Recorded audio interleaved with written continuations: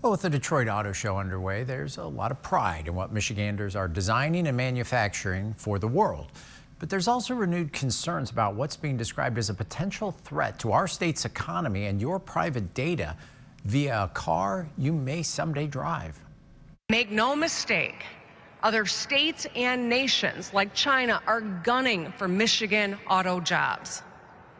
For America to win, we must all recognize that all of us are on the same team. At the Detroit Auto Show, where America's fastest and finest are on display, a word of warning from the governor about China's potential impact. We see the bad version of this story playing out in Europe right now, where Chinese electric cars and batteries are gobbling up market share. European automakers are worried that they're falling behind.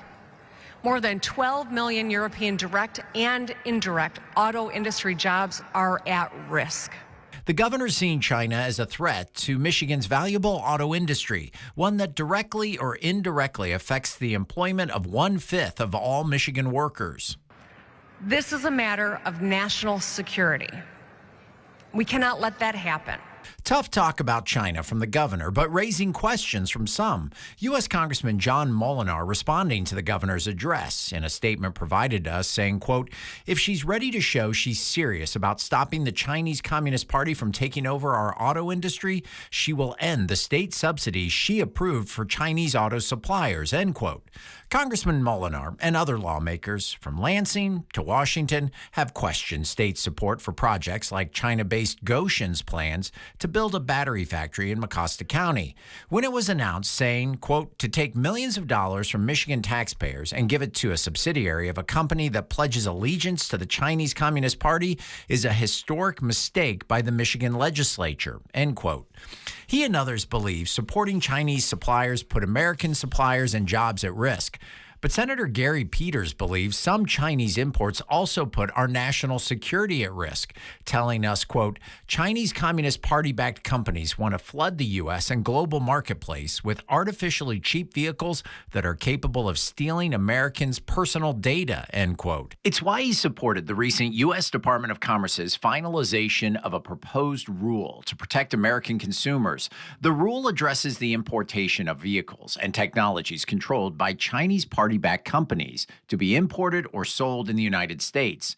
In a previous report, we told you about the data collection concerns some have about our modern cars. We connect to our cars, and then those are connected services that we use in our cars that can track where we're going and what we're doing and what we're listening to.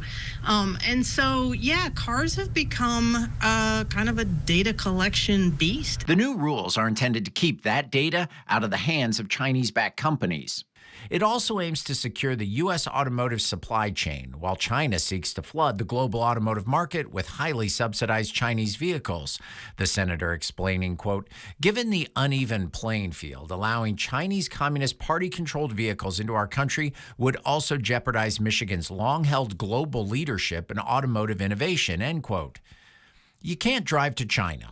But there's growing concern from both sides of the political aisle that the Chinese threat may come via a car, and that if nothing is done, national security and Michigan's economy may pay the price. If we don't act, that could be our future too. One where we allow companies who are subsidized by the Chinese government to sell at a loss and crush the core of our economy. That's not going to happen, not on our watch.